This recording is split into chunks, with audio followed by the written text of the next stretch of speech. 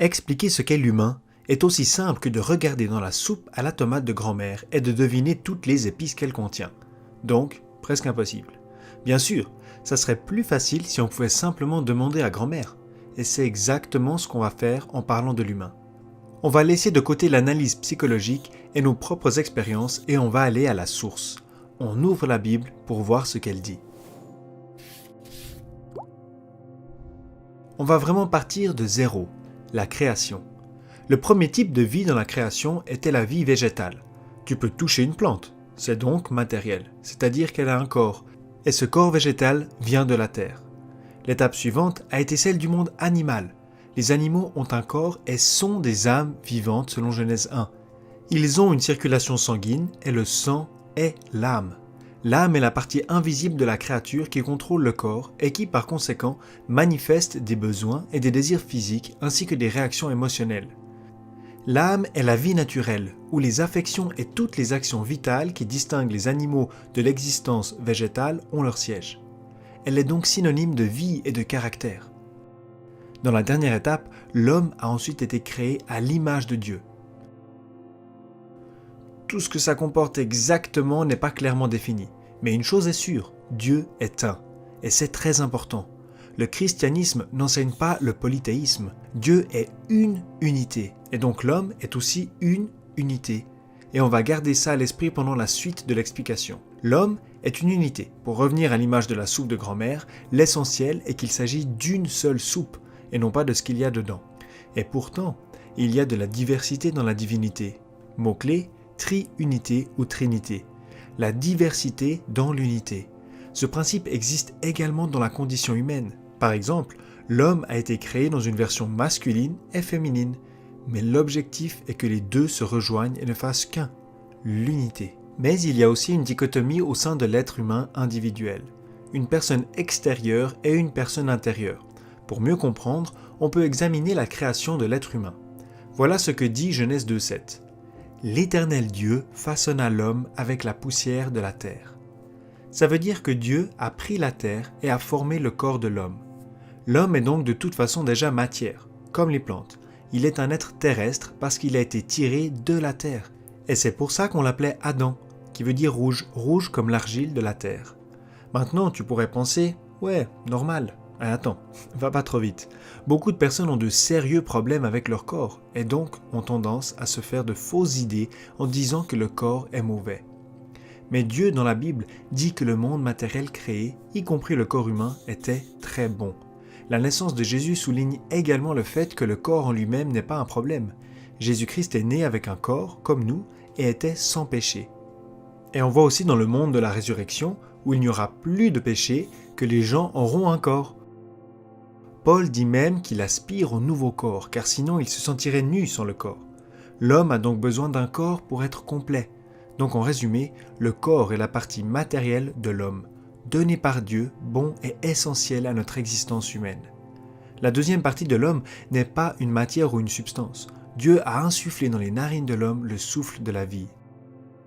L'homme est donc plus qu'un simple corps. Il a une composante invisible, spirituelle, car Dieu lui a insufflé en lui un souffle, c'est-à-dire un vent, un esprit de vie. Sans cet esprit, le corps serait tout simplement sans vie, mort, comme dit Jacques 2,26. Ce sont donc les deux principales composantes de l'homme.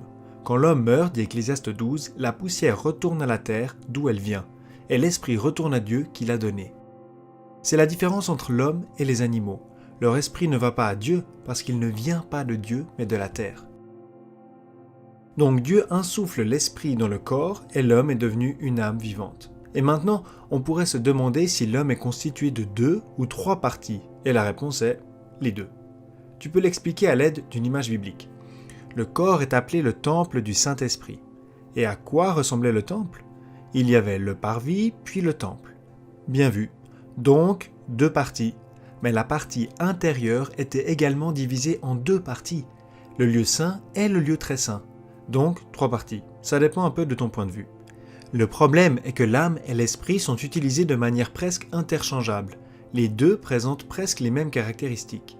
L'esprit décrit la vie intérieure de l'homme en relation avec Dieu, tandis que l'âme décrit la même vie en relation avec le corps et le monde matériel. L'esprit est donc la partie invisible de l'homme qui regarde Dieu à travers le Saint-Esprit. L'âme n'est pas non plus matérielle, mais regarde la terre et touche le monde extérieur à travers les organes des sens du corps. Pour utiliser l'image du temple, le parvis était la partie visible, et dans le lieu très saint, on rencontrait Dieu. Le sanctuaire était l'espace entre les deux. Ok ? Et on place où le cœur maintenant ? Eh bien, le cœur est à un autre niveau. Il est toujours placé en opposition à la partie visible de l'homme. L'exemple classique est 1 Samuel 16, 7. L'homme regarde à l'apparence extérieure et l'Éternel regarde au cœur. On pourrait l'assimiler à l'homme intérieur et surtout aux pensées. Avant la conversion, les mauvaises pensées venaient du cœur. Pourquoi ? Parce que l'homme s'était détourné de Dieu dans son cœur. Mais par la grâce de Dieu, on a été sauvés et Dieu a envoyé l'Esprit de son Fils dans nos cœurs. Si le cœur est la partie intérieure de l'homme, alors la Bible nous dit que l'Esprit de Dieu se relie surtout à l'esprit humain.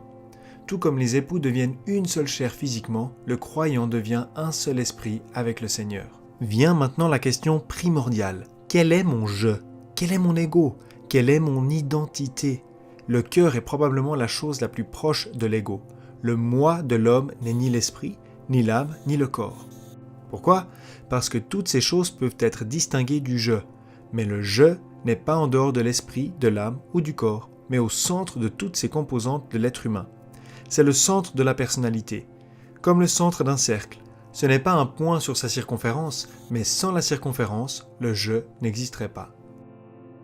Et ce je est ce que Paul considère comme complètement nouveau dans Romains 7. Jean dit que ce je ne peut plus pécher parce qu'il est né de Dieu. 2 Corinthiens 5, 17 dit « Si quelqu'un est en Christ, il est une nouvelle créature, les choses anciennes sont passées, voici toutes choses sont devenues nouvelles. » C'est l'accomplissement de la promesse d'Ézéchiel 36. « Je vous donnerai un cœur nouveau. » Et comment il le fait ? « Et je mettrai en vous un esprit nouveau. C'est mon esprit que je mettrai en vous. Ainsi je vous ferai suivre mes prescriptions, garder et respecter mes règles. » En tant que chrétien, tu as un nouveau cœur indivisible, exactement ce que Dieu voulait dans l'Ancien Testament.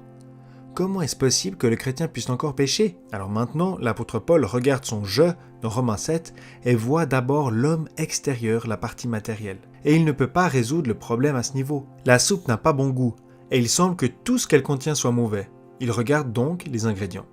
La loi est son outil pour identifier d'où vient le problème. La loi lui montre la différence entre ses désirs et ses actions. D'où viennent tes désirs ? Exactement, du cœur de l'homme intérieur. Le « je veux la bonne chose ». Selon l'homme intérieur, il est satisfait de la loi de Dieu. Et avec quoi est-ce que tu fais les choses ? Avec l'homme extérieur, il déclare donc « le péché n'est plus dans mon « je », dans mon être intérieur, mais dans mes membres ». Concrètement, ça veut dire le corps. Pour prendre l'exemple du temple, ça voudrait dire ça. Le péché est toujours dans le parvis, mais plus dans le sanctuaire. Et l'identité du chrétien sur terre n'est pas définie par sa chair, mais par l'esprit. Paul dit en Romains 8, 9 que vous n'êtes pas dans la chair, mais dans l'esprit. L'être intérieur est renouvelé par le Saint-Esprit et le corps sera bientôt racheté. Mon ami, tu peux imaginer ce que ça veut dire ? Dieu nous a donné un nouveau cœur, un nouveau moi. Tout est nouveau. Nous sommes dans le Christ et il n'y a pas de condamnation pour ceux qui sont en Jésus-Christ. J'espère que cette vidéo t'a aidé à mieux comprendre de quoi nous sommes faits. Ma prière est que tu trouves ton identité biblique et que tu sois prêt à devenir ce que tu es déjà.